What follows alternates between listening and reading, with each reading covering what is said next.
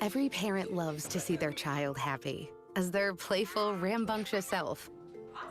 When they're healthy, that's all possible. With appointments available at Seattle Children's, your child can get the compassionate care you expect when they need it. So if your child needs specialty care, make an appointment today, because safe, timely care can make all the difference. Hope, care, cure. Seattle Children's. To win a home offer these days, you need to stand out from tough real estate competition. A home offer backed by Fly Homes stands out from the competition because there's less risk and more certainty. That way, you have the same chance as anyone to win your home offer. Fly Homes can offer cash on your behalf and even buy the property if you can't. That's why, with Fly Homes, you buy your home before someone else does. Fly Homes. Stop searching. Start buying. Connect to Midday Jazz on 88.5 KNKX. Watch what happens when the people catch wind of water hitting the banks of hard, dry land. Discover where tradition meets today's jazz and blues on Midday Jazz. Classic, cool, and modern grooves. Weekdays starting at 9 a.m. Let me love you. Let me show that I do. Make the connection to Midday Jazz. Tune in or tell your smart speaker to play KNKX.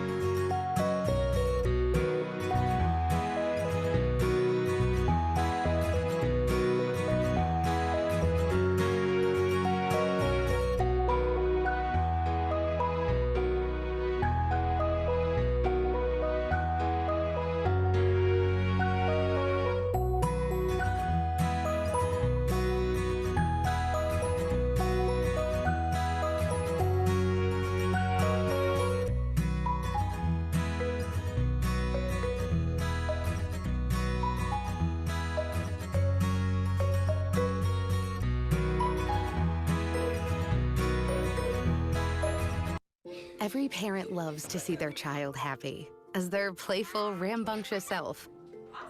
When they're healthy, that's all possible. With appointments available at Seattle Children's, your child can get the compassionate care you expect when they need it. So if your child needs specialty care, make an appointment today, because safe, timely care can make all the difference. Hope, care, cure. Seattle Children's. To win a home offer these days, you need to stand out from tough real estate competition.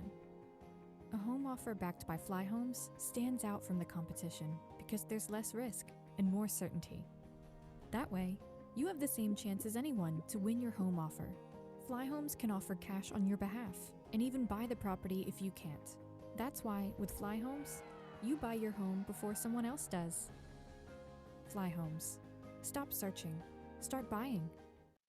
Connect to Midday Jazz on 88.5 KNKX. Watch what happens when the people catch wind of water hitting the banks of hard, dry land. Discover where tradition meets today's jazz and blues on Midday Jazz. Classic, cool, and modern grooves. Weekdays starting at 9 a.m. Let me love you, let me show that I do. Make the connection to Midday Jazz. Tune in or tell your smart speaker to play KNKX.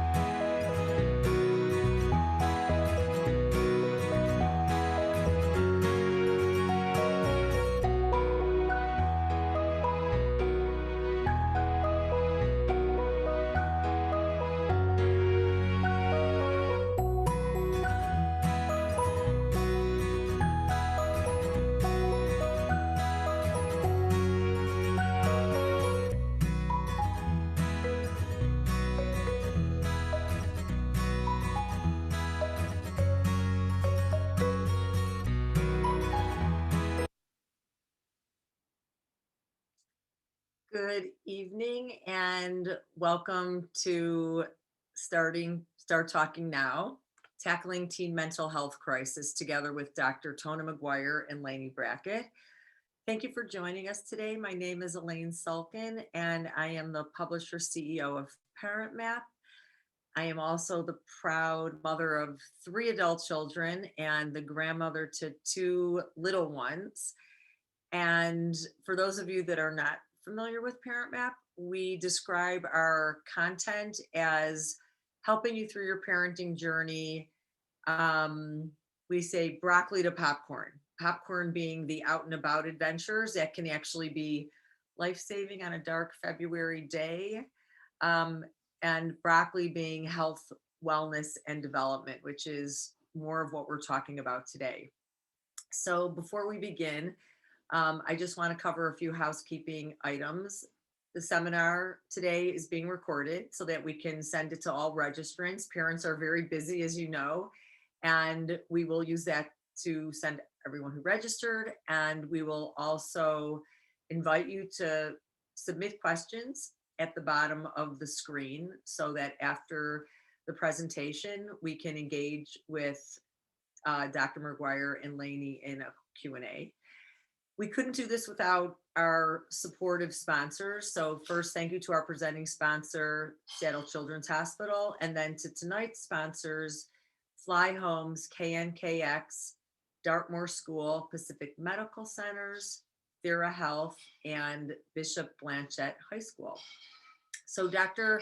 Tona McGuire is a clinical psychologist working primarily with children and families. She was formerly the associate head of the Consultation and Liaison Division at Seattle Children's Hospital and was a clinical associate professor in the Department of Psychiatry and Behavioral Sciences at the University of Washington School of Medicine.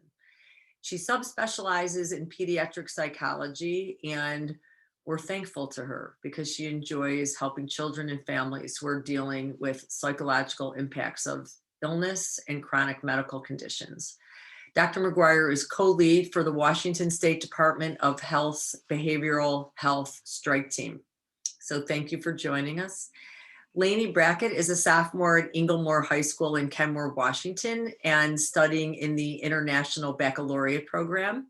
She's been actively involved with TeenLink for about a year, working as a youth crisis specialist. Outside of school, Laney enjoys a year-round competitive swimming and volunteering in the community, connecting with friends, and I love this, pampering her two cats, Weedle and Grayman. So at this time, I'd like to welcome Dr. McGuire. Thank you. And thank you for that nice introduction. I am really happy to be here.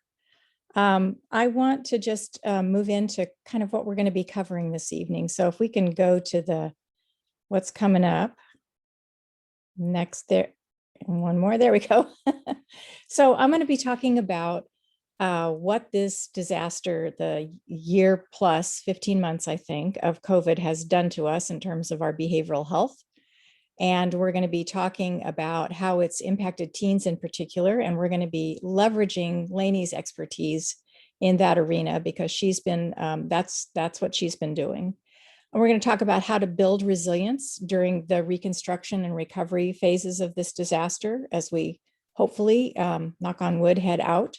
And then some tools to help everybody stay together, stay connected, kind of not just survive this pandemic, but also thrive through the end of it. So ways of speaking with each other, ways of communicating. Moving on.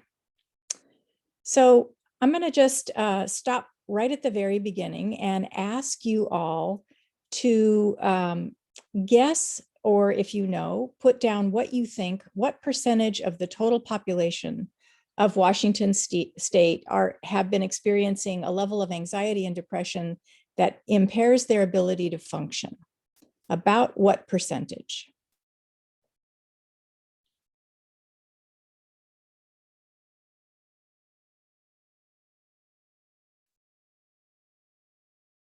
All right.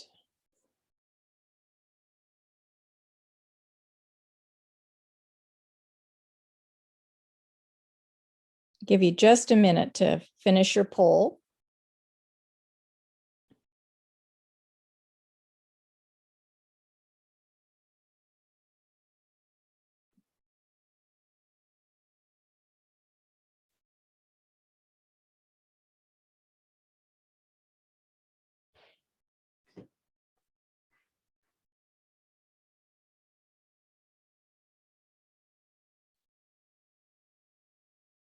And then when we have the polls completed, I don't know if you can tell, maybe we can just share a little bit about what people think is the answer.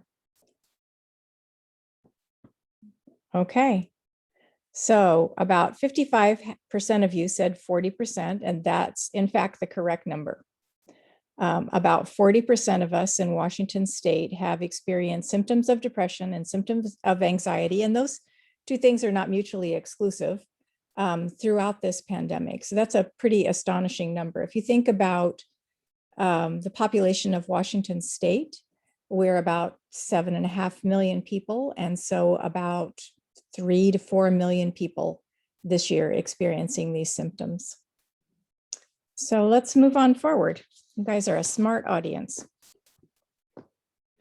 So this slide is a graph. It actually comes from a federal SAMHSA, the Federal Administration for Substance Abuse and Mental Health. And it's a description of what happens to any of us, no matter where we are in the world, no matter what kind of disaster, what happens to us in terms of our behavioral health. So disasters of all kinds have phases in common. And so if you look here to the left, you see this impact phase. And for us in Washington State, that impact phase was about March of 2020, when the governor started talking about closing down the state. The stay at home, stay healthy, we're going to stay in our houses, nobody can go out for a couple of weeks. And the most common behavioral health impact at an impact stage of a disaster is just kind of shock and awe. And I think that year, in 2020 in March, what I was hearing, the word I was hearing most was surreal. I just can't believe this. It seems surreal. But it became very clear that not only we were going to be impacted by this, but the entire world was going to be impacted by it. And then from there, we move into what are called the heroic and honeymoon phases of a disaster. And that's the time, because we're resilient people, we tend to pull together. There's a lot of social cohesion. We're working with each other to try to figure out how we're going to get through this. There's a lot of energy around just kind of surviving this and moving forward. And so it's not a bad place to be in terms of behavioral health. You can tell often in a disaster by the language, the kind of the messaging, the media messaging. So we're Boston strong, you know, we're in this together. Those are all messages that come out around the time of the heroic honeymoon phase of a disaster. But from there, in every disaster, we kind of slide down into what's called the disillusionment phase. And that's the phase in which behavioral health impacts are the most prevalent. So it's the phase at which we're all tired. We want our old lives back again. We're really done with this. And it's clear that we're not really done with it. We have some time to move ahead. So in this graph, we have changed this a little bit because of the unique characteristics of COVID. It's such a long, complex disaster. It's not an earthquake and then maybe 6 months of rebuilding. It's not a tornado and then, you know, things kind of move on, or it's only in your area. It's a worldwide impact. So we have stretched out this disillusionment and into reconstruction phase because it reflects the reality of the pandemic. So you can see here that the paths diverge right here. And that's because there's a whole group of people who are moving through, starting to see the light at the end of the tunnel. You know, maybe they've been vaccinated. They're starting to get their lives back together again. It's beginning to feel like we can see the end, but that's not everybody. There's a whole other group of people down here that are still going to get there. We're going to get to the end, recover, but it's going to be more difficult for them. And these are people who have experienced additional trauma, sometimes additional disasters. So if you think about the people in Eastern Washington that were living through a pandemic and then had their communities burned out from under them. So disaster on top of disaster. And unfortunately, this pathway right here is also where a lot of kids are. Kids are struggling to get through this because this disaster has had such a profound impact on them. So they're moving up in this dotted blue line. Again, we're all going to get to the other side of this, but it's going to be a little bit tougher for them and a little bit tougher for some other folks. If we can move to the next slide, please. So this is the impact on teens. These numbers are just astonishing in some ways and not surprising to me in others because I'm hearing about this all the time in my role with Department of Health. So if you think about how astounding it is that self-harming behavior is up 100% this year, overdoses 119%, generalized anxiety disorder, major depressive disorder, adjustment disorder, all of these numbers, these are national numbers based on claims data, but in Washington State, we have seen these numbers reflected in visits to the emergency department for what's called psychological distress, which is a disaster-related diagnosis. And it means that a child, a teen is so upset, so anxious, so close to panic that they're showing up in the emergency department in the middle of a pandemic when we've all been pretty much trying to avoid emergency departments. So psychological distress is up, suicidal ideation visits, suicide attempts. So kids are struggling, and it's great that we're gathered tonight to really talk about some ways that we can mitigate that and help them. Next slide, please. So this is the trauma cascade, the disaster potential that I was talking about, that blue dotted line. These are the things that set people up for that. So ACEs, previous adverse impacts, a history of child abuse or neglect, awful divorce, some kinds of negative experiences in childhood, or previous history of trauma, then the impact of the disaster itself. So infections, or worrying about getting infected, deaths, the incredible amount of social isolation that we live through, and then the secondary impacts, the economic impacts with businesses closing, political disruptions this year, all the social disruptions that's gone on, and certainly the educational disruption. We think about kids who have lost essentially a year and a half of school. Next slide, please. So we've shared this little diagram in our talks throughout the year because it's such a good description, kind of a view of what happens to our brains when we're in the middle of a disaster, and particularly when we're in the middle of this extended disaster. So if you look at this blue circle in the middle right here, this is the limbic system of the brain. This is the fight or flight part of our brain. This gets activated when we're feeling like we're under threat. And if we were doing brain imaging, not of the structures of the brain, but how active the brain is, this part of our brain would be lit up, and has been lit up through most of this year. So if you have found yourself feeling more reactive, snapping at people when that's not really your style, or crying more often, just kind of overall being more emotional and having trouble kind of containing that, that's because your limbic system has been pretty wound up. Now, unfortunately, when the limbic system gets activated, this part right here, the purple part in the front, the prefrontal cortex, it tends to go offline. And the prefrontal cortex is the part of your brain that helps you remember things and to plan, be organized. It's that little voice in your head that says, maybe you shouldn't say that thing that you're thinking out loud. It kind of stops you from being a little bit too impulsive. So there's this combination that we've all been living with of being very emotionally reactive, and at the same time, really struggling to kind of keep ourselves together, to be able to work, to be able to function in school, to be able to function as human beings.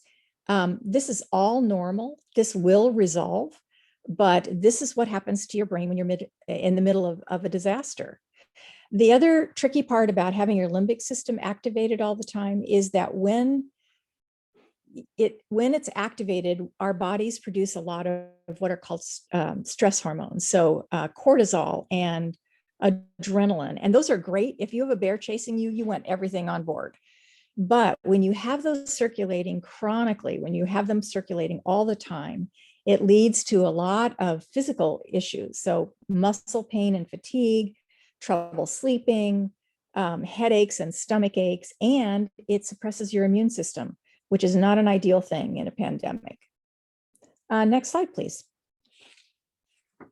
So our team likes to joke that this is not your morning checklist, but if you are experiencing all or some of these are common responses to living through a disaster. So it affects our ability to think and plan, to learn new material. It makes us cranky and tearful and very sensitive, and to feel sad and anxious a lot of the time.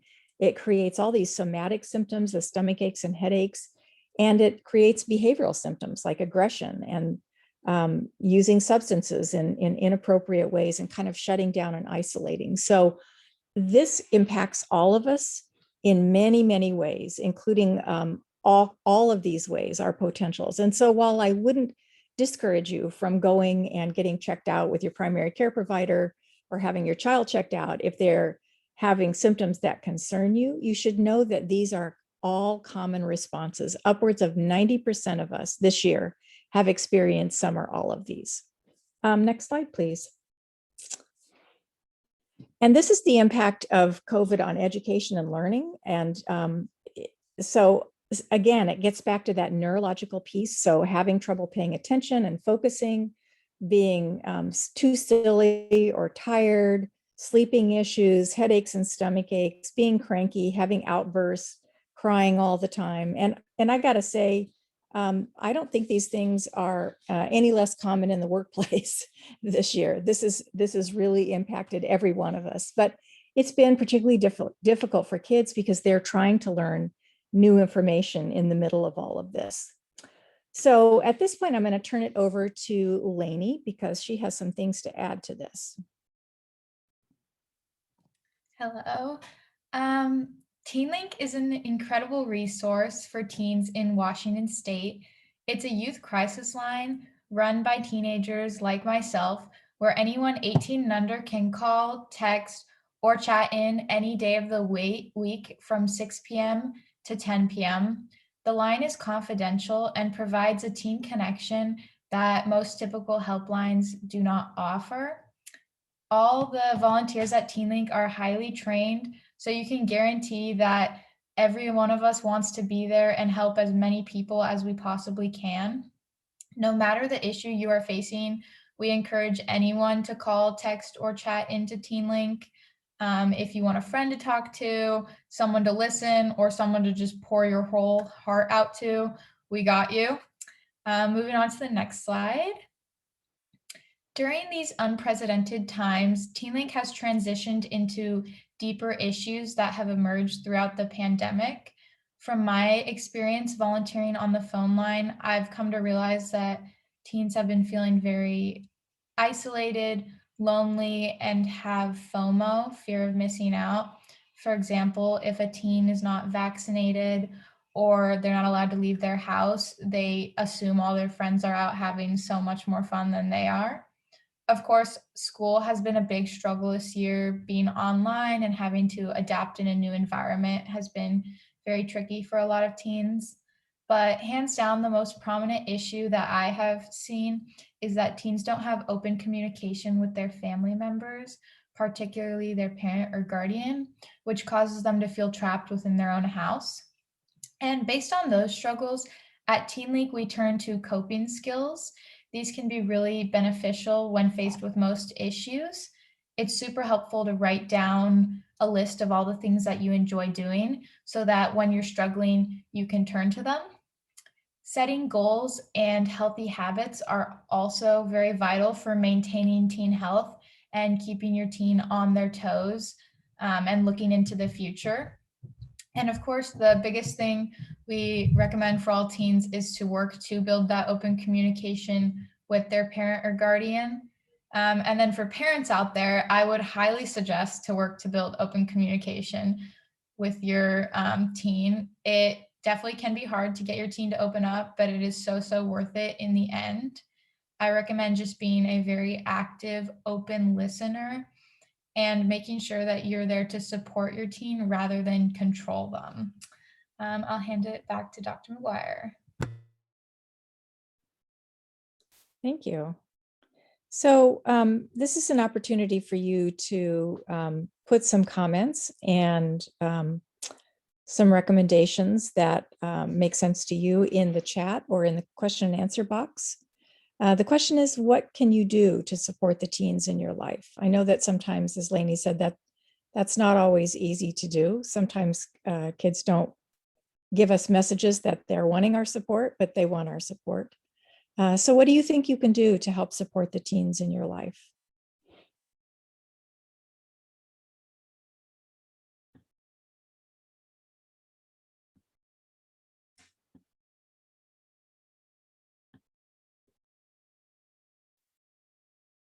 Thank you, Brenna.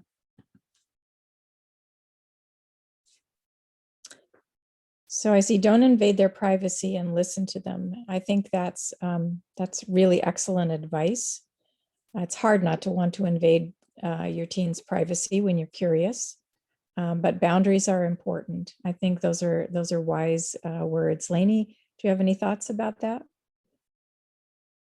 Yeah, I think these are all super great answers. Just, giving your teens space and respecting their boundaries.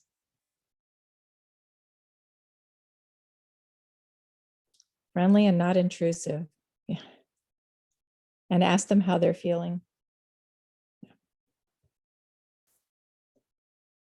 These are great. Finding activities they like to do with you. That's a good time to have a conversation.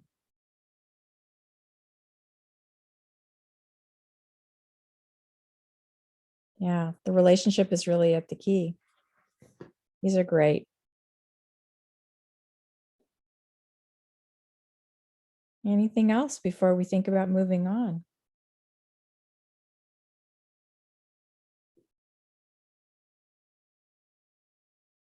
Okay, hearing none, as we say on my team, let's move on to the next slide.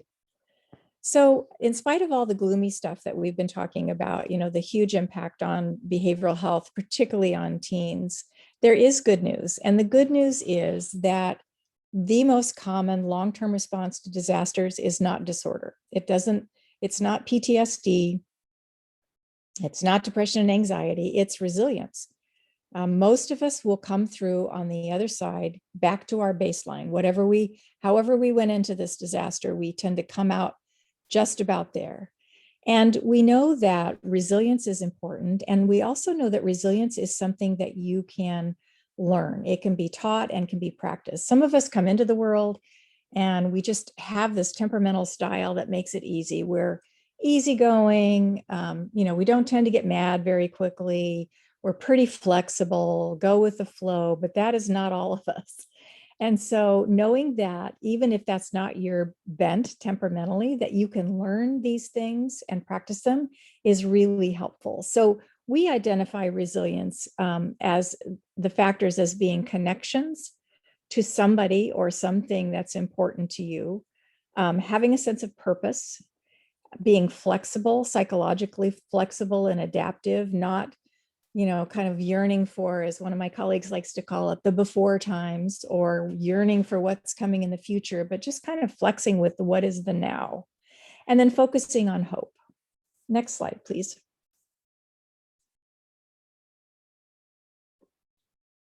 So there are some individual protective factors that are important and will help us get through this, including a sense of humor. If you can figure out that something funny about whatever is going on, it will help you get through the situation. Thinking creatively, that gets back to that whole flexibility piece. Active coping means that you begin to think about what the challenges might be, and then how you might address them, rather than just kind of avoiding the subject or moving away from it. If you are thinking about what the challenges are, even though that can make us a little bit uncomfortable, you're already starting to problem solve around those. Spiritual practices are important, exercise is important, getting outside, and good social skills. Next slide, please. And then we want to talk about family protective factors. And these seem sort of no duh, as one of my kids used to say. But these are the things that are really helpful for building that foundation for kids in the family. So a positive family environment, it doesn't mean you never have conflicts, but generally it's positive. Good relationships among the family. And then teens may or may not like to hear this, but having them have a valued role in the household, and that means contributing, is actually a really strong protective factor for teens, feeling as though they have a place in the family and a place where people count on them to kind of contribute. Next slide, please.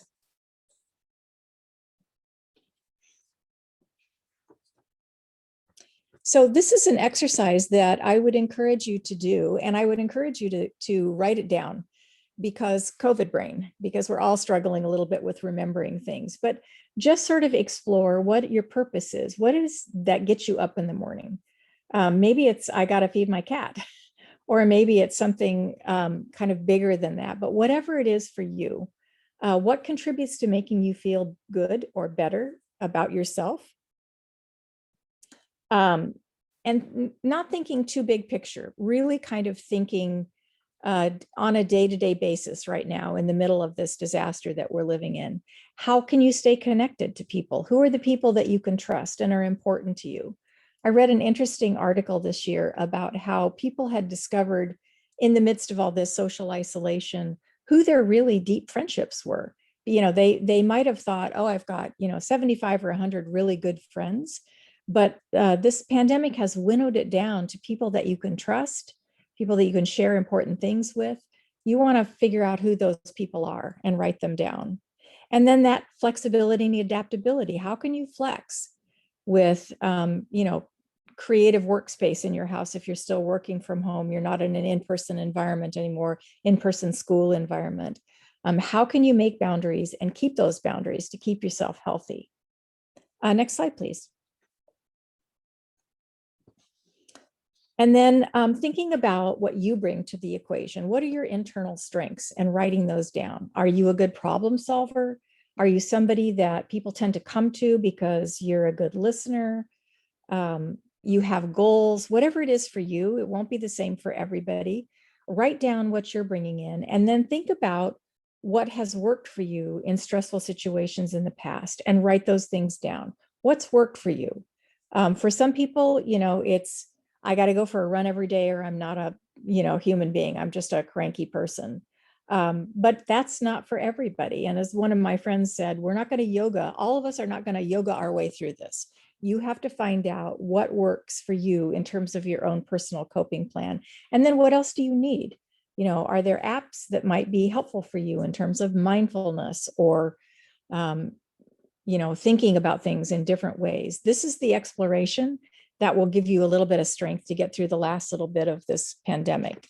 Next slide, please. So I want to pass it back to the audience and ask you again to kind of contribute your thoughts to this. When do you feel most comfortable when you're to talk about something that's important to you, talk about a way that you're feeling? And what does that conversation look like to you? What do you think are the critical pieces to that?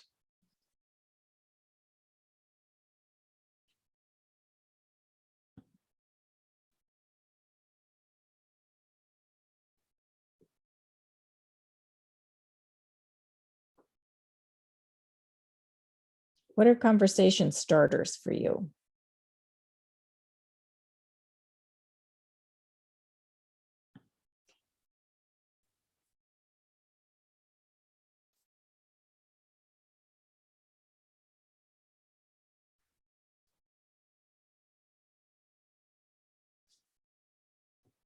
When I feel safe. Yeah. What is it that makes a person feel safe in a conversation? And good point. Talking when doing another activity like walking. Yeah, that takes the pressure off. Acknowledgement. Yep. Paying attention. These are all good skills. We're going to talk a little bit about them. And texting is amazingly effective, I gotta say.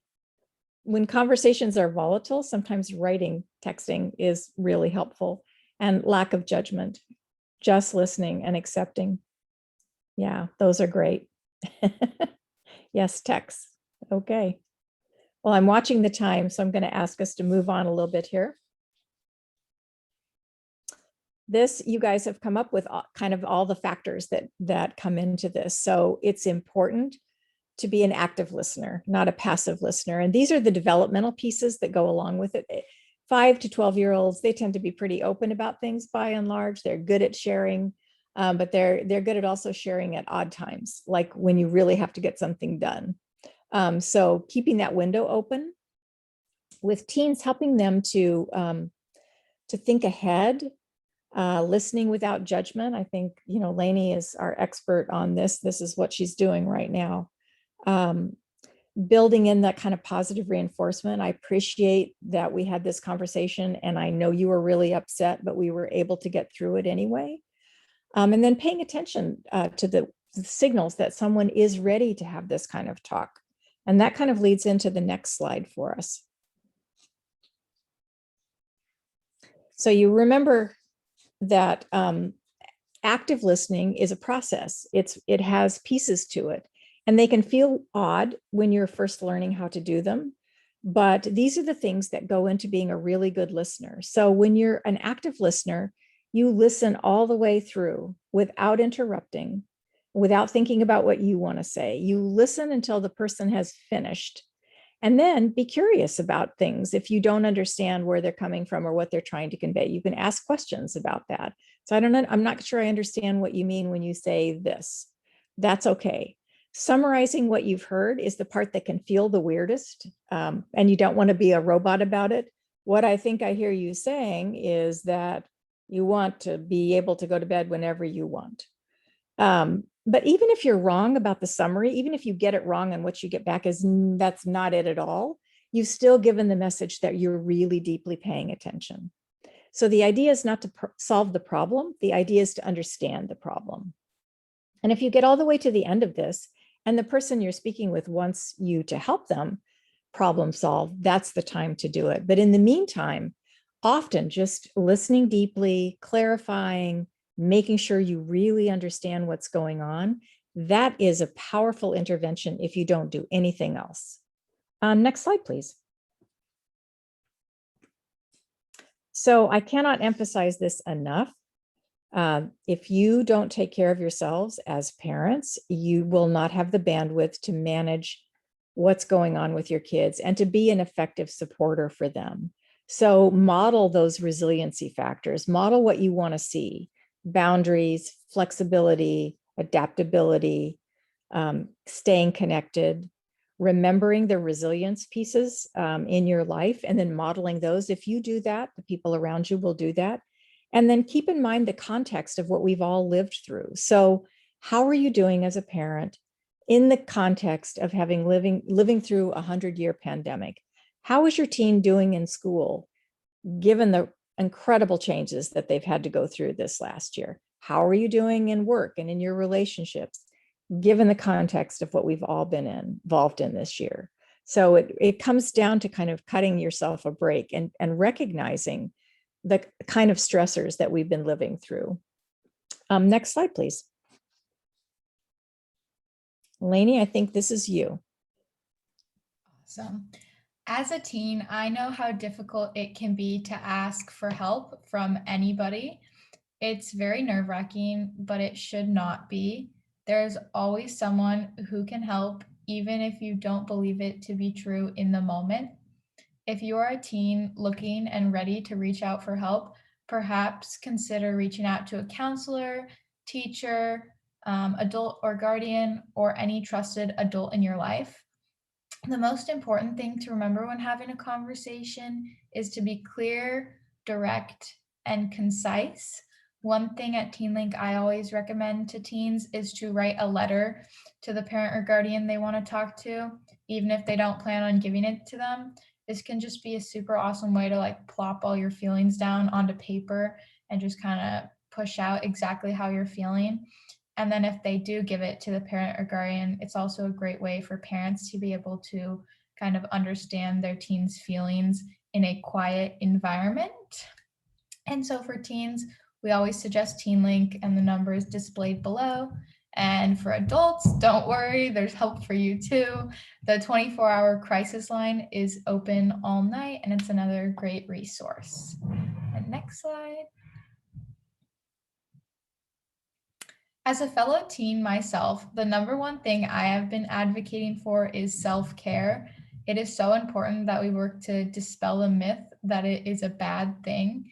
It's imperative that we take time to appreciate our bodies for everything that they do for us. And when talking to a friend in need, it's very important to be an active listener. Make sure that you are listening to them and that you show them that you're present and you hear them. Validate their feelings, such as using I statements like, I'm really sorry you're going through this, or I can't imagine what that must be like for you. And then, of course, if a peer or friend confides in you with something serious, always reach out to a trusted adult or resource like TeenLink. And I'll hand it back to Dr. McGuire. And this is not another to-do list, but just a quick acronym to help remember the things that go into getting through this pandemic in some sort of reasonable shape. So transparency, being open in your communication and with your feelings with people that you can trust, focusing on your health, building into those resilience factors, integrating all of this into your daily life so that it becomes habitual and not something new. Keeping in mind your values and your vision so that whatever you're doing in the middle of this disaster that we're living in, where we may not know the answers, we may not have the content, that if you are approaching things from a place of your core values, you'll come out feeling better about yourself on the other end, no matter what the process is, no matter what the decision is. And then educating yourself around all of the things that we've been through and things that we may be facing in the next few months, educating yourself about self-care and communication and all of the things that we've been discussing, Laney and I, in this presentation. And then I think we have time for some questions. These are the resources that are available. I'll just point them out. These web pages are for Department of Health, which is where I'm located. And I would highlight the Behavioral Health Resources webpage. It has a lot of good information. And the Toolbox for Families, which came out of a request for something more than a tip sheet. And so it has some real meaty, evidence-based interventions and approaches for helping your teen with communication, with sleeping, dealing with school, dealing with living in the middle of a disaster. And then there are some general resources as well. And the Washington Listens line, which I also want to highlight, is kind of akin to Laney's organization. It is set up not to be a hotline necessarily, but a place that has well-trained folks on the other end of the phone who are willing and able to talk about what it's like and kind of the challenges of living through COVID, whatever those challenges might be. Fantastic. I, first of all, want to really, on behalf of everyone who's here and who will get a recording of this, thank you, Dr. McGuire, and thank you, Laney, for your incredible insights, wisdom, and science behind how to help teens. And Laney, we don't often have contribution from a teen on these talks, and I think it's invaluable for parents to hear from you. And I can tell you that I myself definitely learned about, issues around listening and resilience. And one question I think for both of you is, why don't I start with Laney? Maybe you were born this way. You seek out some of this wisdom in how to communicate, but where would you recommend? I mean, you've got your organization, but within a family structure or in a community, where can you seek out guidance around resilience? Who teaches that? That's a tough question. I feel like part of it is just you going on your journey through life and learning it. But of course, there's also, through teachers, counselors, I feel like you pick up a lot of that along the way in high school. Dr. McGuire? Well, I think learning resilience. That's she just when you model resilience, that's the way people learn resilience. And Laney just, is a perfect example of that. She picked it out from the trusted adults in her life, her schoolmates and her teachers and coaches and all of that. Watching people do it is the way to learn it, and then practicing it.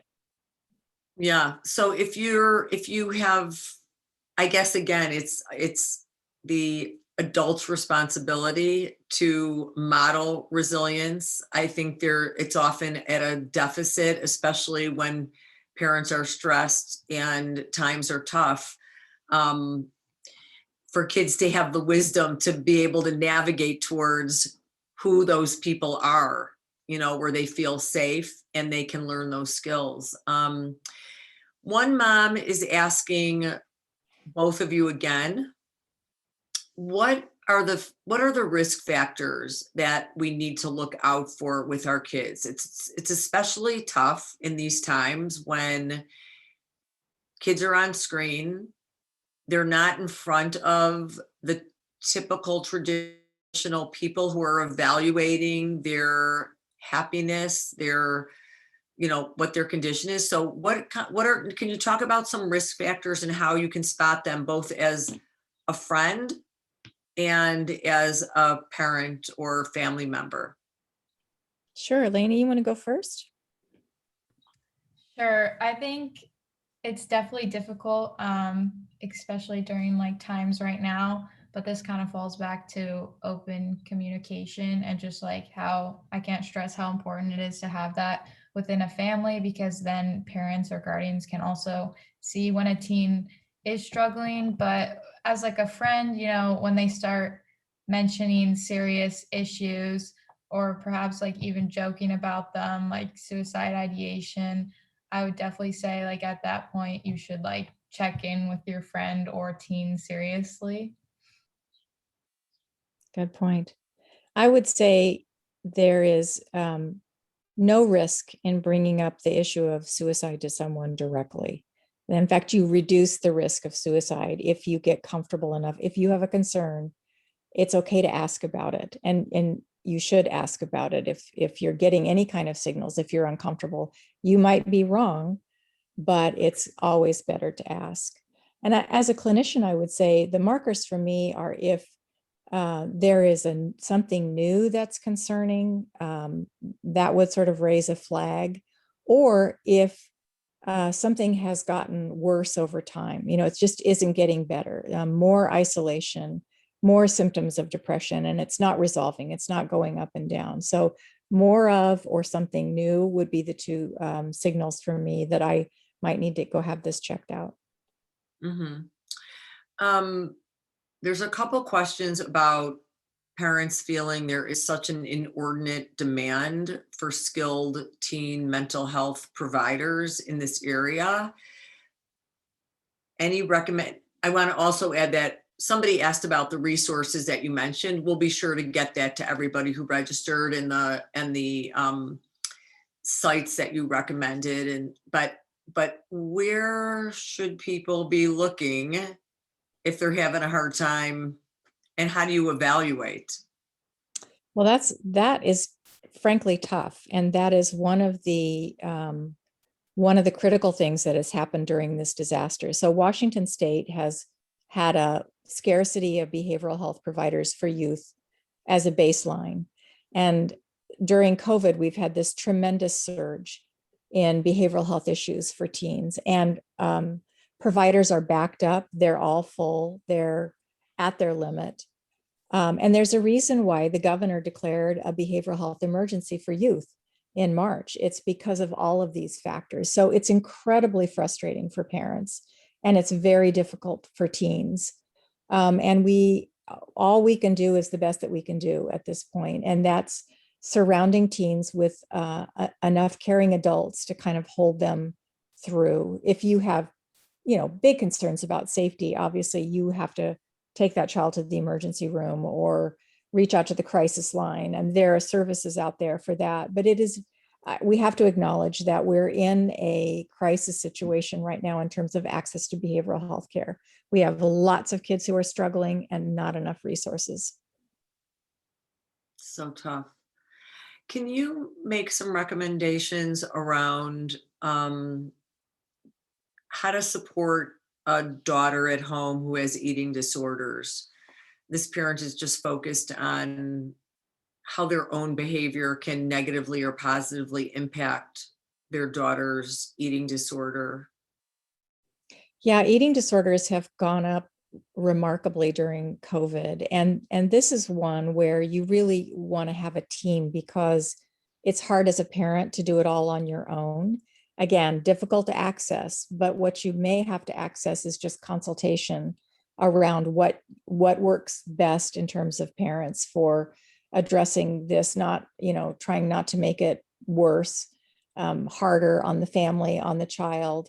but reaching out to the child's primary care provider, and then as much as you can, gathering as much information as you can. If you can't immediately get into care, you have to, during this crisis period in the state, you have to kind of put together as best you can the support for all the children, eating disorders, anxiety, depression, all OCD, all those things that have kind of popped up. Thank you.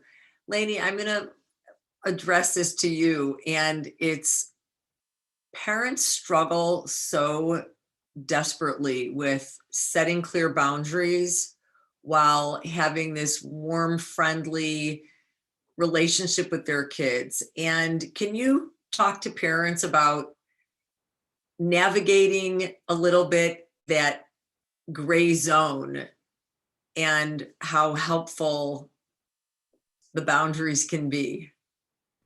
Yeah, for sure. I definitely think like setting boundaries for your teens is important, like open communication and being supportive isn't letting them like run around wherever they want to go or like letting them stay out all night. Like there's definitely boundaries and rules that need to be set that then go to help teens become more independent, like responsible. So I would definitely say you're right. There's definitely like a gray middle area for like what some parents are comfortable allowing their teens to do and what others aren't. And I feel like it's more just like as a parent and teen in your family, what you feel most comfortable with is usually the best way to go.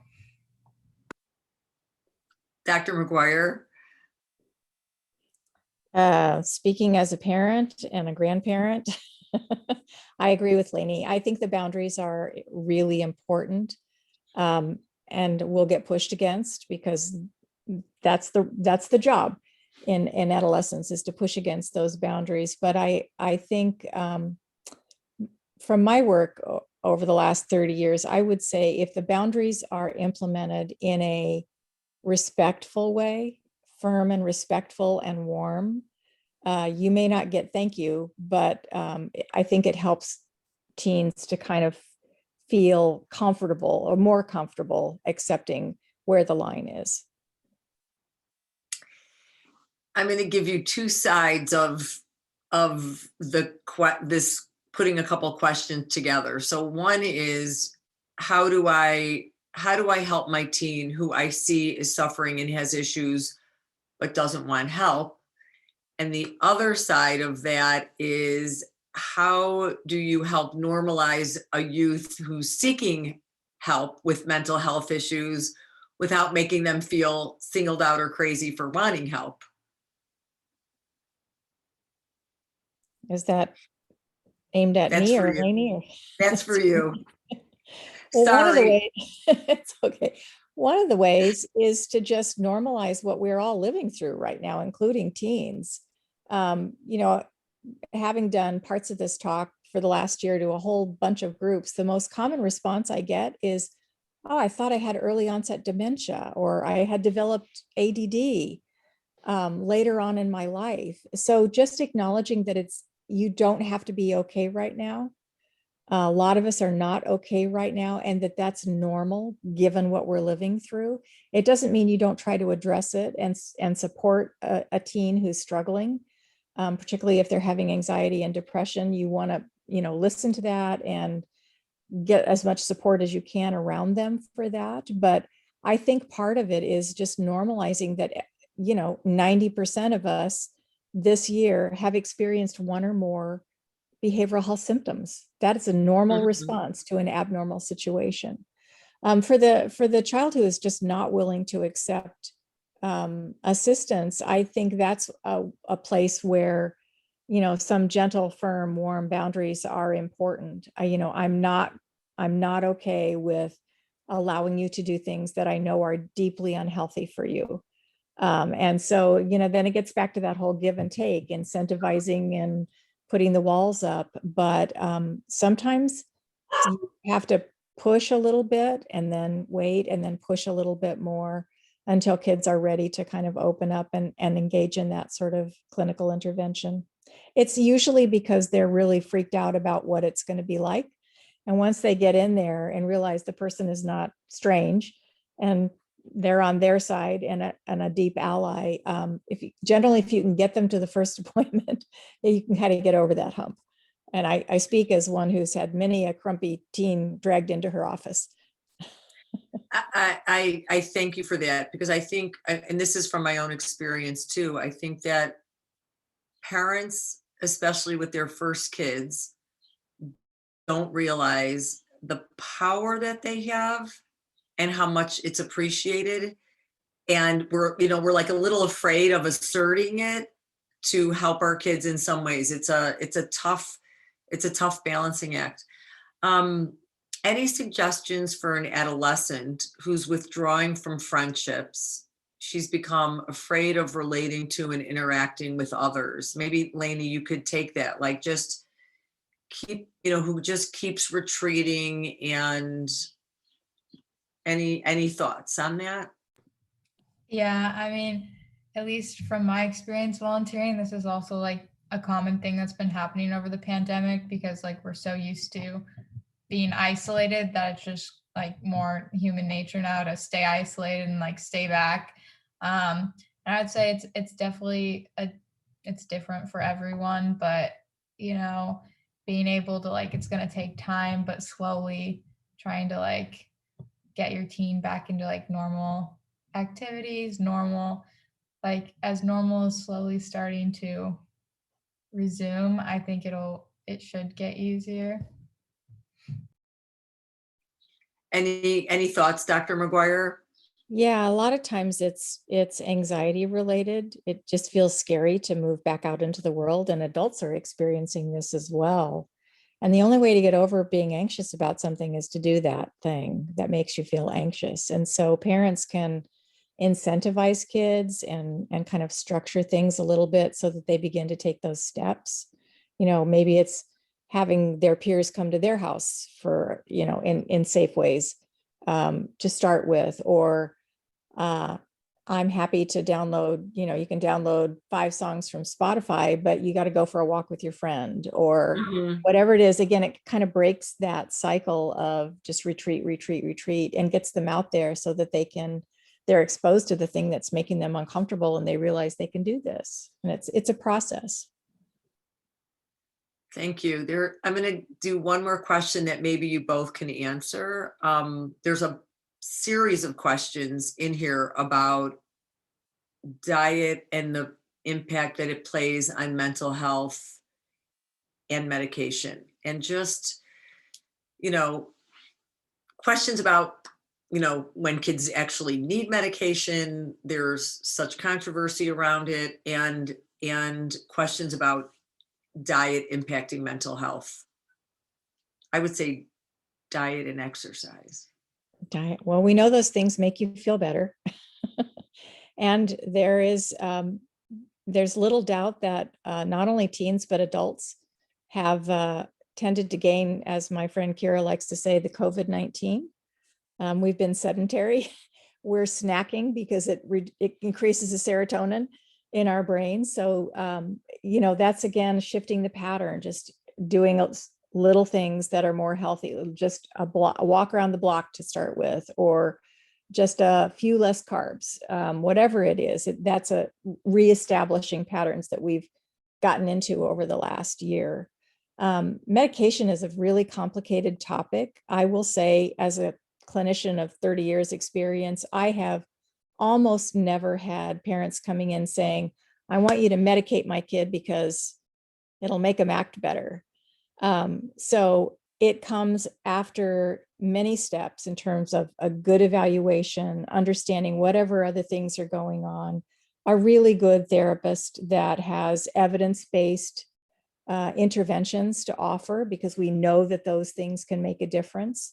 So if you're doing all of those things and you're still struggling, that's the time in which you may want to have a conversation about medication, and you may decide no, you may decide yes, but rarely does it come into play just all by itself. It has to be part of an entire therapeutic package, if you will. And the research is pretty clear that, for a lot of disorders, it's the combination of both things that seems to make the difference. But it's definitely an individual decision, a parental decision.